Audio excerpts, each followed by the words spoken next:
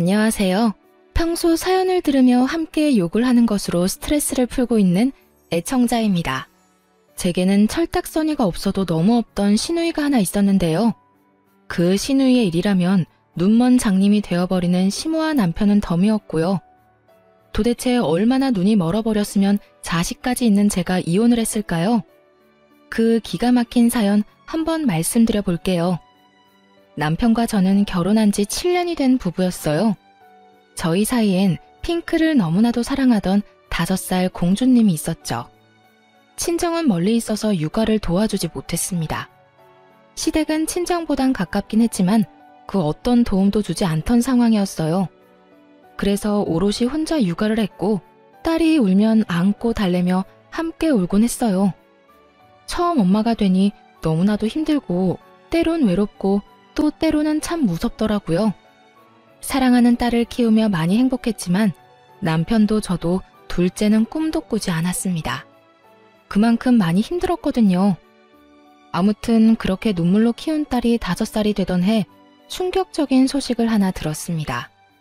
남편과 나이 차이가 꽤 나는 시누이가 20살이 되자마자 덜컥 임신했다지 뭐예요. 심지어 아기 아빠가 누군지도 모르는 아기를 말입니다. 아, 진짜 미치겠어. 지훈이 임신했대. 이 일을 정말 어쩌면 좋냐? 뭐? 아가씨가? 이제 갓 20살밖에 안 됐는데 임신? 남자친구가 있었어? 남자친구가 있었으면 차라리 다행이지. 밤마다 클럽이나 다니는 것 같더니 아기 아빠가 누군지도 모른단다. 내가 참 기가 막혀서. 이놈의 계집애 진짜 머리를 빡빡 밀어넣을 수도 없고 미치겠다 정말. 뭐? 이 일을 정말 어떻게 해? 당연히 수술해야겠지? 나도 그렇게 생각했는데 지훈이가 낫겠다고 고집을 부리는가 봐. 어휴. 남편의 긴 한숨에 제 걱정도 커질 수밖에 없었습니다. 그 후 온 식구들이 나서 신우를 말려봤지만 소용없었어요. 오히려 결심이 확고하게 선 듯 집까지 나가 소식을 끊어버리더군요. 그리고 10달이 지난 후 신우이는 갓난아기를 안고 나타났습니다. 처음엔 눈물 없이 볼 수 없는 모성애를 뽐내며 아기를 잘 보살피더라고요. 무작정 반대만 했던 저희가 미안한 마음이 들 정도로 말이죠. 아가씨, 내가 좀 봐줄 테니 좀 자요. 너무 피곤해 보여요. 아니에요, 언니. 조금 있으면 또 아기 밥 줘야 하는데요, 뭘. 모유 먹이고 아기 잘 때 그때 좀 자면 돼요. 이러다 몸 상할까봐 걱정이네 정말. 아기 엄마가 건강해야 아기도 건강한 거예요. 에이, 걱정하지 마요. 저 진짜 괜찮아요. 이렇듯 밤새 잠도 제대로 못 잤을 텐데 혼자 보살피려고 애쓰더라고요. 낮에 시모에게 아기를 맡기지도 않았고요. 아기의 눈을 보며 많이 사랑한다는 말을 속삭여주기까지 하더라니까요. 그런 시누이를 보며 참 기특하다고 생각하기까지 했는데 아니나 다를까 그 상황이 길게 이어지진 않더군요.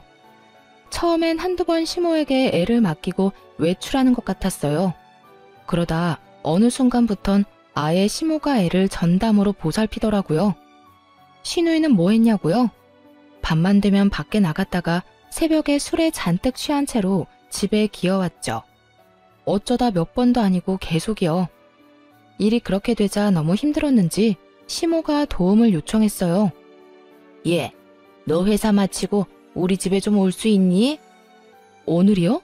왜요? 무슨 일 있으세요? 다름이 아니라 와서 애 좀 잠시 봐주면 안 되겠니? 내가 요즘 너무 무리를 했는지 온몸이 다 아프다.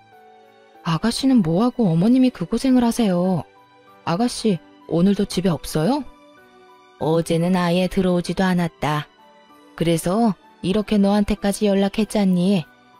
어쨌든 올 수는 있니? 정말 너무 힘이 들어서 그래. 시모가 저렇게 말하는데 어느 며느리가 거절을 할까요? 차마 못 간다는 말이 안 나오더라고요.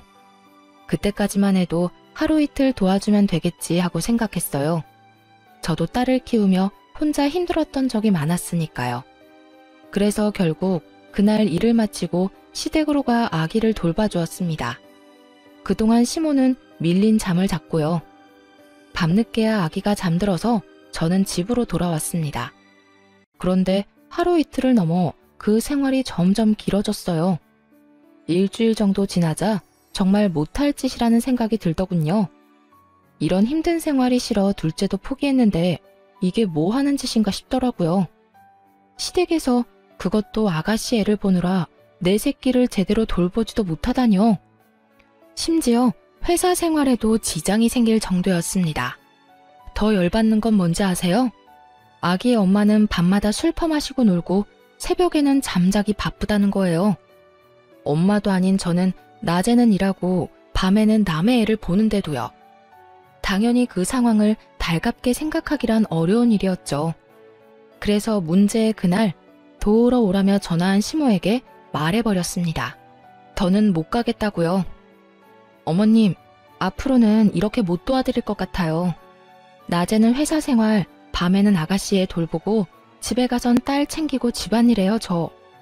몸이 10개라도 모자랄 만큼 힘들어요. 또 제가 노는 사람도 아니고요. 뭐?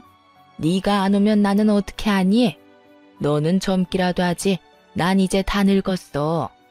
애 보느라고 안 아픈 곳이 없다고 하지 않았니? 그런데 네가 앞으로 안 오면 나랑 이 갓난쟁이는 어떻게 해? 왜 저한테 그러세요? 제가 애 엄마도 아니고 애 엄마가 있잖아요. 어머님도 이 고생하지 마시고 아가씨를 못 나가게 하세요. 머리를 밀든 다리를 분지르든 어떻게 해서든지요. 이게 뭐예요? 그렇게 가족들이 말릴 때는 애 낳아 들어오더니 지금은요. 아가씨 본인이 잘 키울 수 있다고 집까지 나갔던 건 잊었다 쳐도요. 나 몰라라 술만 퍼마시고 다니는 상황이 말이 된다고 생각하세요? 둑이 터지듯 그간 쌓였던 말을 시모에게 다 해주었습니다. 그러나 시모는 전혀 동의하지 않는다는 듯 시누이 편을 들기 시작하더군요. 저를 매몰찬 사람으로 몰기까지 하면서요. 무슨 말을 그렇게 하니? 너 정말 인정이라고 눈꼽만큼도 없는 애로구나. 우리 막내가 애는 낳았어도 이제 21살이다. 너도 그런 시절이 있었으니 잘 알 거 아니야. 그 어린 나이에 얼마나 나가서 놀고 싶겠어. 나 같으면 도와달란 말 안 해도 돕겠다. 저 좋은 나이에 미혼모 된 아이 불쌍하게 생각해서라도. 근데 넌 어떻게 된 애가 힘들다고 시누이 머리카락이나 밀라는 말을 할 수가 있어? 가족끼리 그렇게 매정하게 구는 거 아니다. 가족끼리 돕고 사는 거 저도 참 좋아해요. 그런데 이건 아니죠. 말이야 바른 말이지. 제가 어머님한테 울면서 전화했을 때 뭐라고 하셨어요? 우리 딸 키우느라 너무 힘들어서 겨우 전화했을 때 뭐라고 하셨냐고요. 자기 자식은 자기가 알아서 키우는 거라고 하지 않으셨나요? 그런 어머님이 이제 와서 가족끼리 돕고 사는 거라고 하시니 뭐 썩 와닿진 않네요. 그땐 그때고 지금은 상황이 전혀 다르지 않니? 너는 남편이 있었지만 우리 막내는 혼자이지 않니? 어린애가 남편도 없이 출산하고 얼마나 우울했겠어. 저렇게라도 풀어야 할 거 아니야. 우울한 마음 푸는 거 좋죠. 좋은데 아가씨는 가끔이 아니고 하루가 멀다고 저러고 다니잖아요. 말이 나왔으니까 하는 말인데요. 아가씨가 가끔 힘들어서 도와달라고 했으면 저 군말 없이 와서 도왔을 거예요. 저렇게 정신 못 차리고 놀러 다니는 게 아니라 애를 잘 돌보면서 부탁했다면요. 그런데 지금 엄마는 놀러 다니고 엄한 사람이 고생이란 고생은 다 하지 않나요? 전 이런 상황에 끼고 싶진 않네요.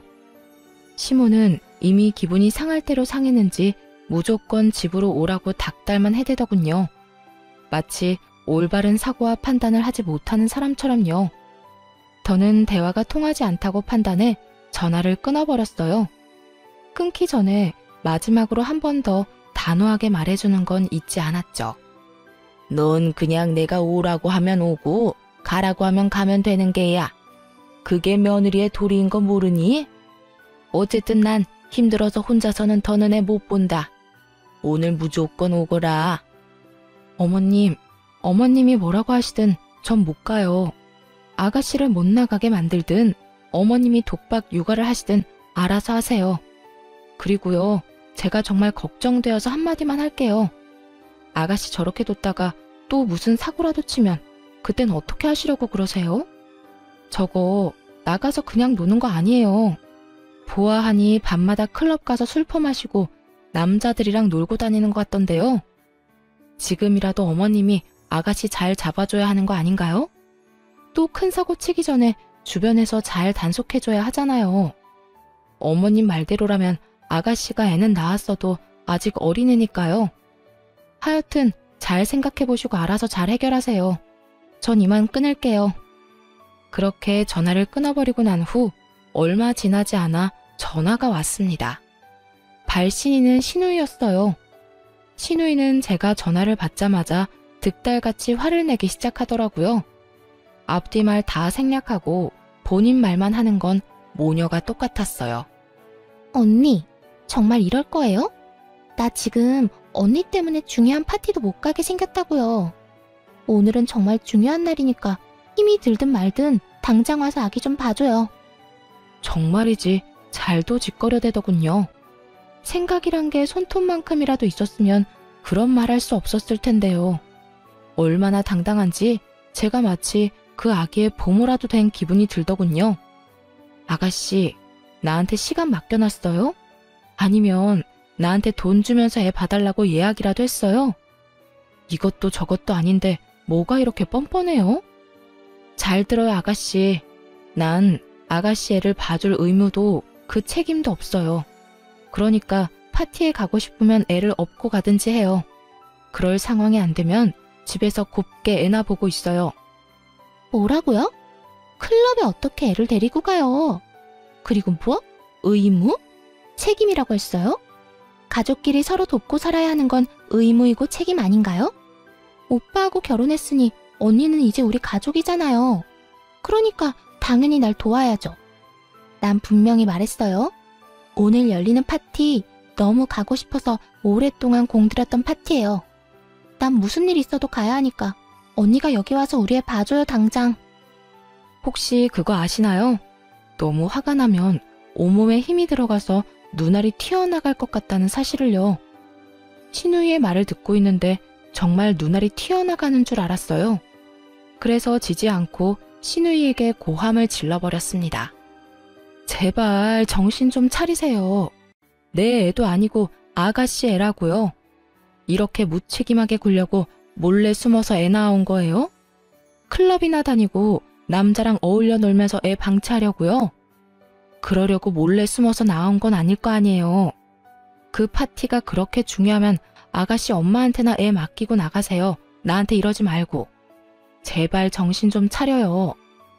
엄마는 힘들어서 못 봐준다고 누워버렸는데 어떻게 애를 맡겨요? 그러다 우리 애 잘못되면 언니가 책임질 거예요? 그 책임을 왜 내가 지나요? 그렇게 걱정되면 나가지 말고 애를 보면 되잖아요. 또 이상한 말로 괜한 사람 화 돋우지 말고 아가씨 애는 아가씨가 돌봐요. 그렇게 신우이의 전화도 끊어버렸습니다. 그 후로 오는 전화는 싹 다 무시해버렸어요. 개념은 쓰레기통에 버린 시모와 신우이가 번갈아가며 연락해댔지만요. 전화를 받아봤자 들을 말은 뻔했고 괜히 입 아프게 더 말하고 싶지도 않았어요. 그리고 괜히 말을 섞어 헛된 희망을 품게 하고 싶지도 않았고요. 그렇게 계속해서 그들을 무시하던 어느 날이었습니다. 퇴근 시간이 지났는데도 남편이 돌아오지 않아 전화를 걸며 기다리고 있었어요. 그날따라 아무리 연락을 해도 전화를 받지 않더라고요. 다른 건 몰라도 전화 하나는 잘 받는 남편인데 걱정이 커지고 있던 때였죠. 늦어도 7시면 집으로 돌아오던 남편이 9시가 넘어서야 집으로 돌아오긴 했는데요. 혼자가 아니더군요. 네, 그렇습니다. 다들 예상하셨듯 남편은 품에 자기 조카를 안고서 집으로 들어왔습니다. 양손에는 가득 아기용품을 들고요. 뭐야 당신? 왜 애를 우리 집으로 데리고 와? 그게 엄마한테서 연락이 왔는데 막내가 또 집을 나가버렸다네. 그럼 이 애는 어떡해? 하는 수 없이 내가 데리고 왔지. 들어보니 시모가 잠시 한눈을 파는 사이에 신우이가 또 밖으로 나갔다는 거예요. 저는 연락을 받지 않으니 시모가 남편에게 전화를 했던 것이고요. 시모의 연락을 받고 시댁에 간 남편은 도저히 그냥 올 수가 없었다고 하더라고요. 여기저기 안 아픈 곳이 없다고 곡소리를 내는 엄마를 두고 어쩌겠냐면서요. 참나. 그래서 애를 데리고 왔대요. 그렇다고 애를 데리고 오면 어떻게 해? 그 애는 누가 보는데? 당신이 혼자 볼 수나 있어? 그러면 어떻게 해? 엄마는 계속 여기저기 아프다고 하고 애는 엄마 소리에 맞춰서 우는데. 아니, 내가 보니까 말이야. 우리 엄마 너무 힘들었는지 이 어린애가 우는데 제대로 안아주지도 못하더라고. 남편은 오로지 힘들어하는 시모만 생각하며 그 입장을 대변했습니다. 그 모습을 보고는 폭발해버려 남편에게 속에 맺힌 말을 쏟아내버렸어요. 당신 잊었어? 우리가 둘째는 생각도 안 한 이유. 나 우리 딸이 저 애만 할 때 울면 같이 울었어. 너무 힘들고 무기력해서. 내가 그렇게 힘들 때 당신은 당신대로 회사 일 바쁘다고 안 도와줬잖아. 또 시댁은 이런저런 이유 대면서 애 한번 봐주신 적도 없었으면서. 그래놓고 나한테 내 새끼도 아니고 아가씨 아기를 돌보란 말이야? 심지어 아가씨가 아파서도 아니고 밖으로 싸돌아다니면서 술 먹고 노는데? 아니, 엄마가 자기 자식 내팽개치는 게 말이나 돼? 왜 내가 아가씨 마음 편하게 놀라고 애까지 봐줘야 하냐고. 당신도 알다시피 막내가 아직 어리잖아.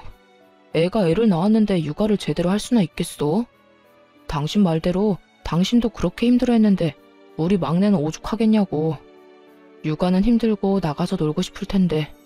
그러니까 우리가 조금만 도와주자. 우린 한번 해봤으니까 막내보단 나을 거 아니야. 이젠 정말 어이가 없어 헛웃음이 다 나더라고요. 시모와 남편이 아주 똑같은 말을 하더라니까요. 거기에다 당당하게 우리라고 하는 것도 거슬렸어요. 그래서 선을 정확하게 그어주기로 했습니다. 육아에 참여할 생각이 전혀 없다는 뜻을 남편에게 알려준 거죠. 당신 지금 그걸 말이라고 해? 한번 해봤으면 안 힘든 게 돼? 그리고 어쩌다 가끔 도와주는 것도 아니고 매일 밤마다 이럴 거잖아.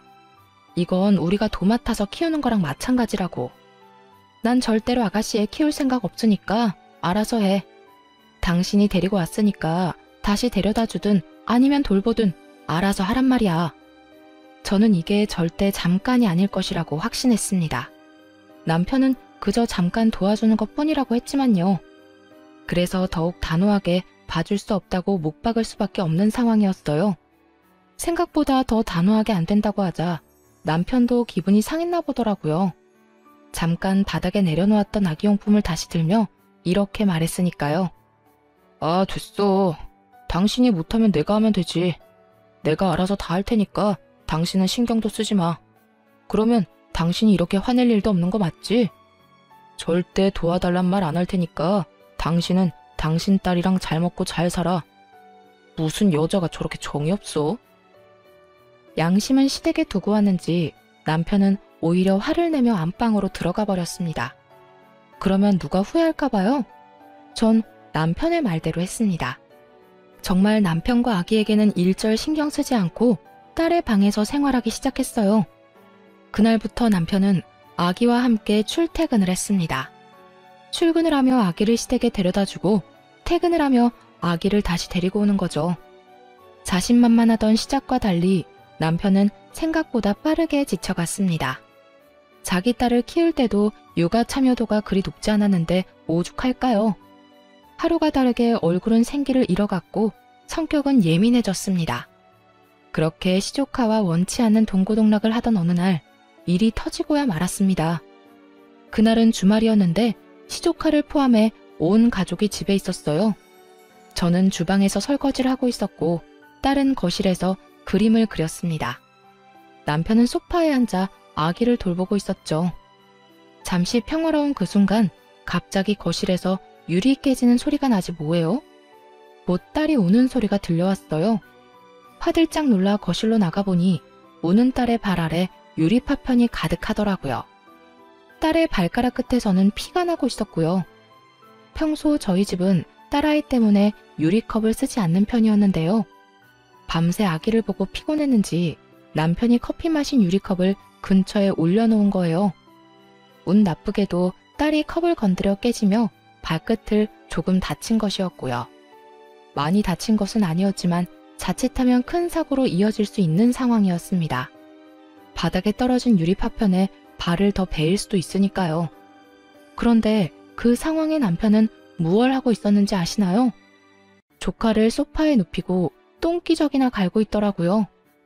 혹시나 다친 곳이 없나 이리저리 살피면서요. 딸, 울지 말고 움직이지도 마. 엄마가 와서 다 처리해 줄 거니까. 아빠는 지금 동생 기저귀 갈아줘야 해. 조금만 기다려. 이게 유리 파편이 떨어진 바닥 한가운데 서서 울고 있는 딸에게 할 말인가요? 그리고 조카 똥기저귀 가는 게 그렇게 중요한가요? 유리 파편을 밟을 위험에 처해 있는 딸보다도 더? 심지어 딸의 발에선 피까지 나고 있었는데 말이죠. 그 광경을 보는데 정말 당장이라도 손을 날려버리고 싶더라고요. 일단 얼른 딸을 안전한 곳으로 데리고 와 치료를 해주었어요. 그 다음엔 더 다친 곳이 없는지 살핀 후 많이 놀란 딸을 진정시켜 재워주었죠. 그런데 잠들기 전 딸이 이런 말을 하더라고요. 엄마, 나 아빠 싫어. 아빠는 나 피나는데 기다리라고만 했어. 우리 딸 속상했어? 많이 아팠어? 응, 속상하고 아팠어. 나 아빠 싫어. 아빠는 아기만 좋아해. 그런 말을 하고 잠든 딸을 보는데 이건 아니라는 생각이 강하게 들었어요. 단지 이 일 때문만은 아니었어요. 밤새 우는 아기 때문에 딸 역시 잠을 자지 못해 예민해졌고요. 또 남편이 조카를 보느라 딸의 어린이집 행사에 참여를 못한 적도 있었거든요. 결국 화가 극에 달해 결단을 내렸고 안방으로 가 결정을 내리라고 했습니다. 직접 남편의 짐을 싸 건네주면서요. 자, 당신이 결정해. 더는 이렇게는 못 살겠으니까 이 짐을 가지고 시댁에 가서 조카를 돌보든지 아니면 계속 우리랑 살든지. 물론 우리랑 살면 조카는 시댁에 데려다 주는 거고. 자, 당신이 결정하라고. 갑자기 왜 이래? 내가 아기 다 돌보면 아무 상관하지 않겠다고 했잖아. 나보고 알아서 하라면서. 당신 말대로 나 혼자 돌보고 당신은 신경도 안 쓰게 했는데 왜 이 난리야? 왜 이 난리? 당신 진짜 제정신 아니구나. 당신 딸은 지금 품에 안긴 그 아기가 아니라 방에서 울다 지쳐 잠든 애야. 당신 자식이 유리 파편 한가운데 서서 울고 있을 때 뭐 했니? 조카 똥기저귀 가는 게 당신 딸 위험한 거보다 중요해? 그거야. 똥기저귀 빨리 안 갈아주면 피부에 좋지 않으니까 그랬지. 그리고 우리 딸이야. 당신이 어련히 잘 챙기니까. 순간 정말 남편이 미쳐버렸나 하는 생각이 들더라고요. 어떻게 애아빠라는 사람이 저걸 말이라고 할 수가 있는지 도무지 이해가 되지 않았습니다. 어련히 잘 챙겨? 너 지금 그걸 말이라고 해? 어떻게 발에서 피나는 딸보다 조카 엉덩이가 더 중요하다고 할 수가 있어? 당신 지금 제정신 아니야. 그리고 그것뿐인 줄 알아? 당신 우리 딸 어린이집 행사에 전혀 참여 안 해. 또 우리 딸이 뭐라고 말을 걸어도 제대로 눈도 안 맞춰주잖아. 우리 애가 얼마나 상처받고 있는지 당신은 모르지? 왜 우리 딸이 당신 조카 때문에 이런 상처를 받아야 해? 당신 동생 마음껏 술 마시러 다니라고 왜 내 딸이 다쳐야 하냔 말이야. 상처는 무슨, 당신 너무 오버하는 거 아니야? 우리 딸 이제 겨우 5살이야. 5살밖에 안 된 어린애가 뭘 안다고 상처를 받아? 조카에 대해선 하나부터 10까지 다 꿰고 있으면서 남편은 정작 자기 딸이 상처받을 수 있는 나이라는 건 전혀 모르더라고요. 저에게 무관심한 건 그렇다 쳐요. 이제는 하다하다 딸에게까지 냉담한 남편을 보는데 도저히 참을 수가 없었습니다. 5살이나 됐으니까 상처를 받지. 5살이니까 이 상황이 더욱 이해가 안 되는 거라고.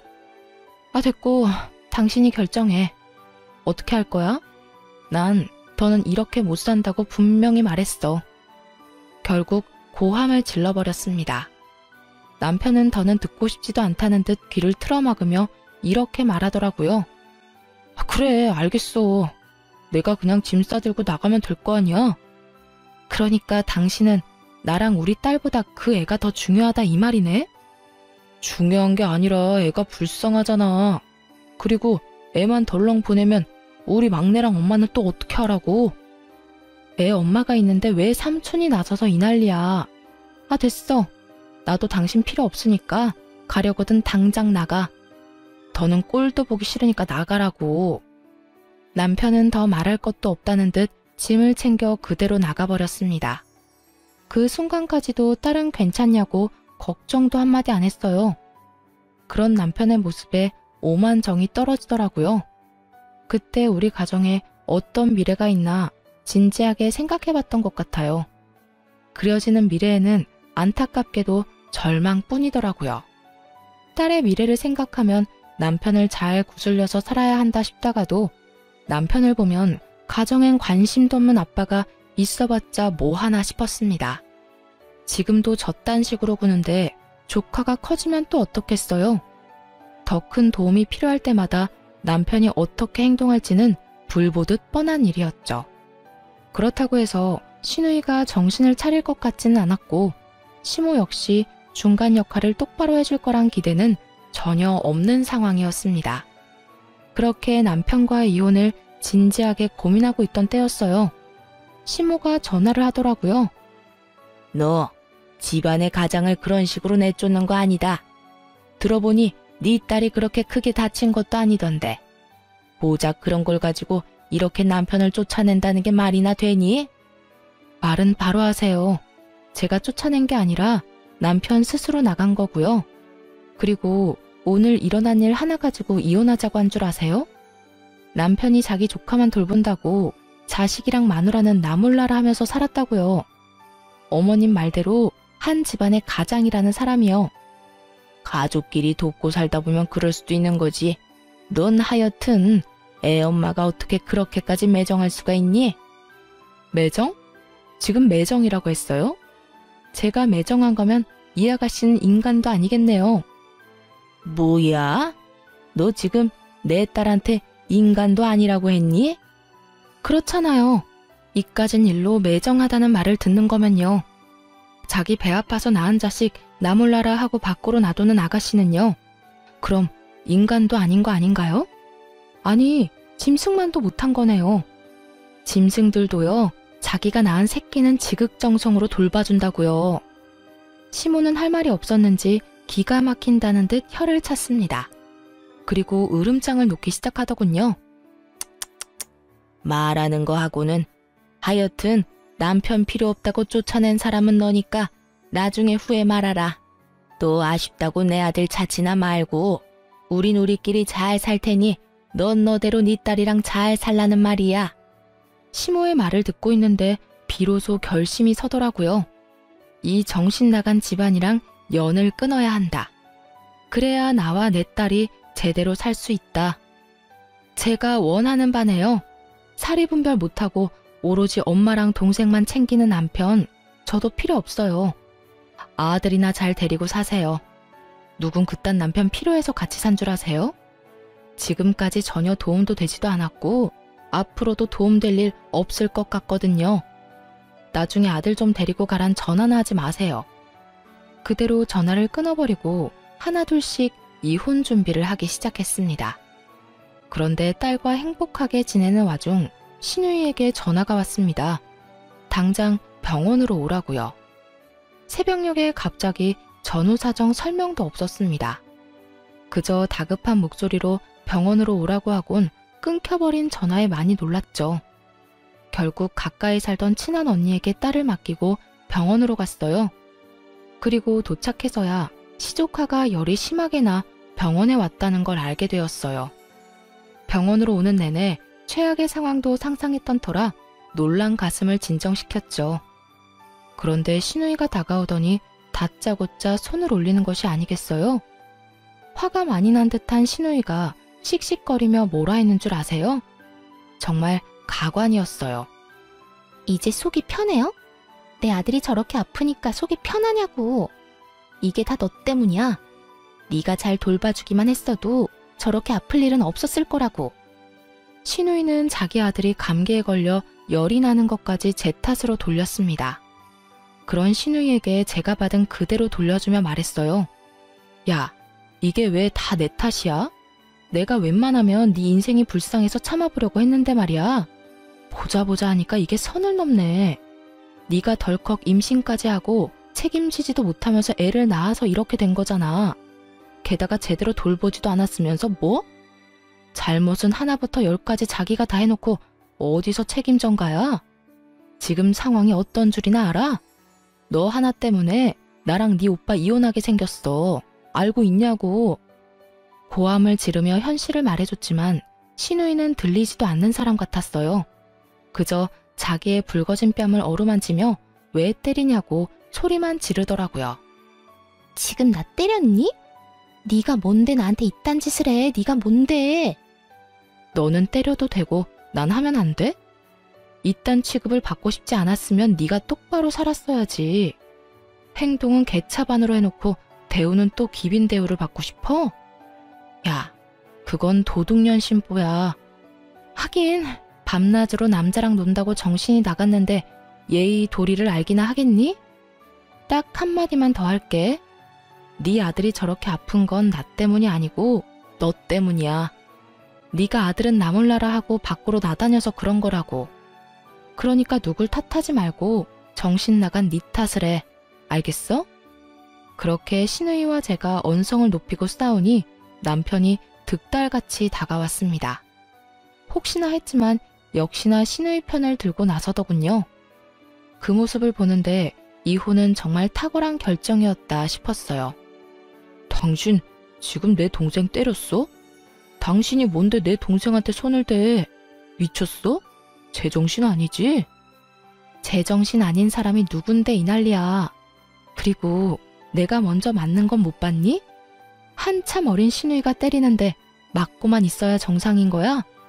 내가 진짜 어이가 없어서 편을 들려거든. 상황에 맞게 전후사정 똑바로 알고 해, 이 얼빠진 놈아. 막내가 철이 없어 그런 짓을 했다고 쳐. 그래도 당신까지 똑같이 굴면 안 되지. 말로 했어도 됐잖아. 말로 해서 알아들어야 말로 하지. 그리고 당신 동생은 입이 없어? 말을 못해? 먼저 손 나간 사람은 따로 있는데 왜 엄한 나한테 이 난리야. 하긴 당신이 그 모양이니 지금 그 꼴이겠지. 도대체 얼마나 못 잔 건지 남편의 눈 밑엔 다크서클이 길게 내려와 있었습니다. 또 살은 얼마나 빠진 것인지 차마 눈 뜨고 볼 수 없는 정도더군요. 시모 꼴도 별반 다르지 않았고요. 이 와중에도 단 한 사람은 잘 먹고 자고 놀았는지 살이 포동포동 올라 있었어요. 그게 누구겠어요? 신우이죠. 누가 악의 엄마인지 맨눈으로 봐선 전혀 알 수 없는 상황이었어요. 남편 역시 자신의 몰골이 말이 아니라는 걸 아는지 헛기침만 해댔습니다. 이제는 그런 남편의 꼴을 보는 것조차 싫어지더군요. 아, 됐어. 이 새벽에 부른다고 온 내가 등신인 거지. 다 됐고 이렇게 만난 김에 말할게. 우리 이혼하자. 갑작스러운 이혼 통보에 남편이 눈을 크게 뜨고 절 보더라고요. 그런 남편에게 다시 한번 이혼하자고 했습니다. 그제야 진심이란 걸 안 남편은 손을 잡아 끌며 저를 달래기 시작했어요. 갑자기 이혼은 무슨 이혼이야. 그리고 병원에서 무슨 그런 이야기를 해. 지금 당신 화난 거 알겠는데 그래도 이혼은 아니지. 일단 흥분 좀 가라앉히고 나중에 조용하게 다시 이야기하자. 일단 나와봐. 흥분? 이혼하자는 말이 홧김에 그냥 뱉은 걸로 들려? 당신 날 그렇게도 몰라? 나 지금 그냥 하는 말 아니고 그 어느 때보다 진심이야. 그러니까 이거 놔. 그러지 말고 나가서 조용하게 이야기 좀 하자. 나가서 나랑 이야기하다 보면 생각이 바뀔 거야. 남편은 계속해서 저를 붙잡으며 어떻게 해서든 달래려고 애썼습니다. 그런 남편을 다시 뿌리치며 단호하게 말해주었어요. 이거 놓으라니까. 난 이제 당신한테 들을 말도 할 말도 없어. 더는 얼굴 보고 이야기하는 것도 싫어서 하는 말이니까 똑바로 들어. 당신이랑 이혼할 거야. 당신도 그렇게 알고 이혼 준비나 하고 있어. 그 어느 때보다 단호한 태도에 남편은 그저 저를 멍하니 보기만 했습니다. 붙잡았던 손까지 놓아버리고서는요. 대신 이혼 이야기를 들은 시모가 득달같이 달려와 욕을 해대기 시작했어요. 네가 감히 누구 보고 뭘 하자고? 네가 뭔데 우리 아들한테 그딴 말을 해? 이혼을 해도 내 아들이 하고 싶을 때 하는 거다. 니년한텐 그딴 말을 할 자격이 없다 이거야. 자격? 웃기지도 않네요, 정말. 그리고 아줌마, 말 좀 가려서 하죠. 나 이제 아줌마 며느리도 뭣도 아닐 예정이거든요. 그렇게 막말하다가 정말 큰일 치를 수도 있어요. 더 이상 무서울 것도 없어 한껏 시모를 비웃어주며 저렇게 말했습니다. 그러자 제 말을 듣고 있던 시누이가 다시 저를 향해 손을 뻗더라고요. 처음이야 갑작스럽게 일어난 일이라 당했다 쳐도 두 번은 그럴 수 없죠.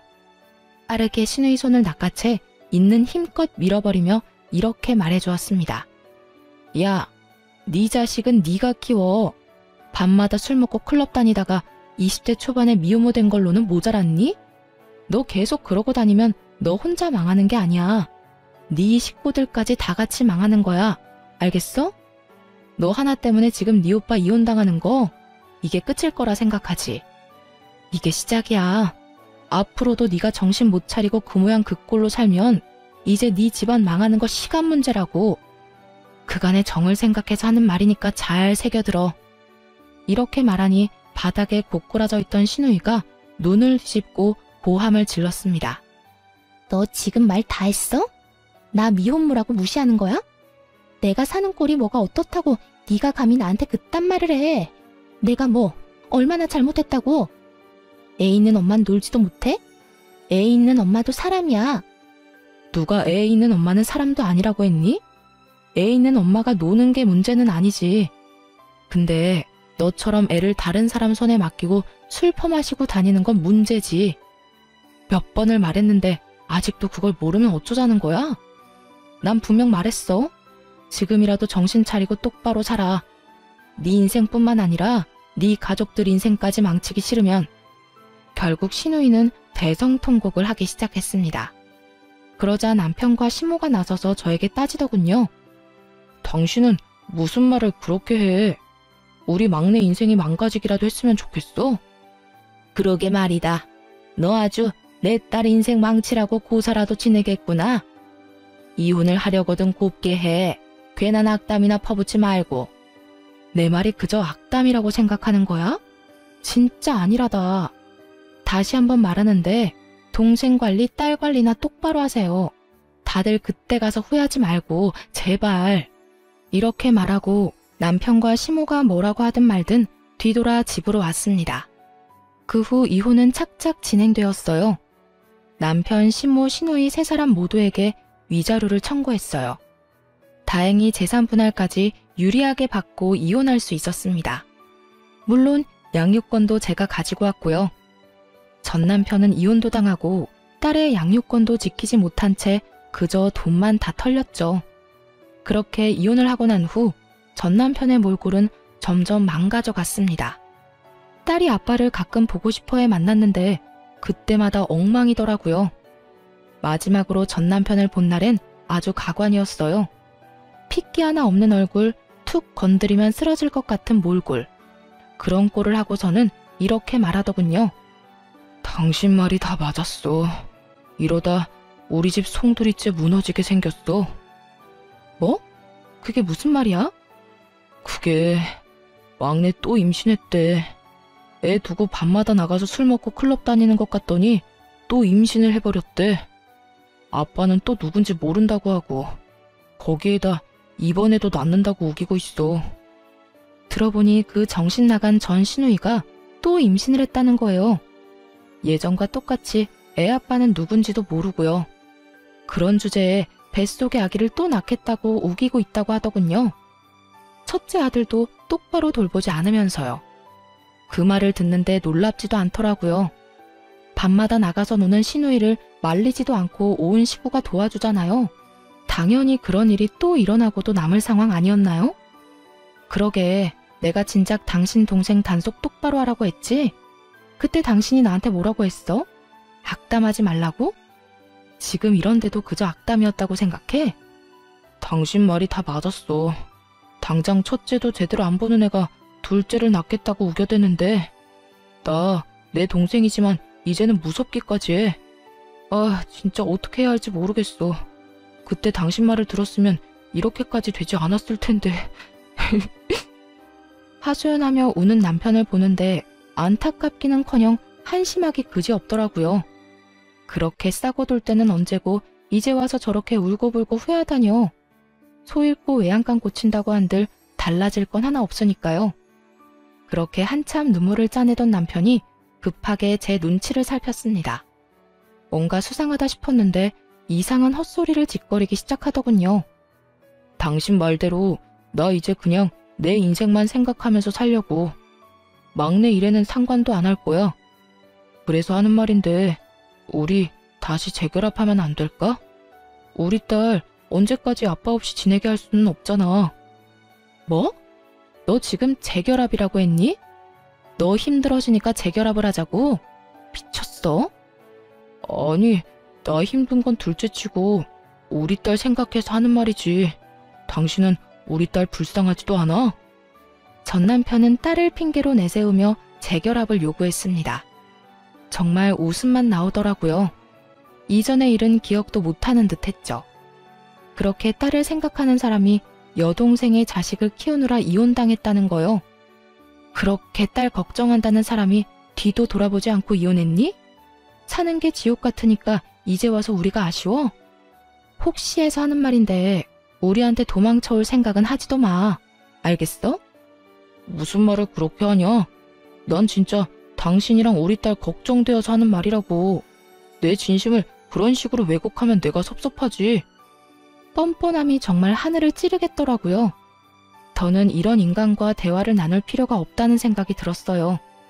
그래서 딸을 챙기고 일어나며 전 남편에게 말했습니다. 섭섭하든가 말든가 그건 당신 사정이고 헛소리할 시간에 양육비나 제대로 보내. 요즘 계속 지급이 늦어지던데 계속 이러면 네 딸 얼굴도 못 볼 줄 알아.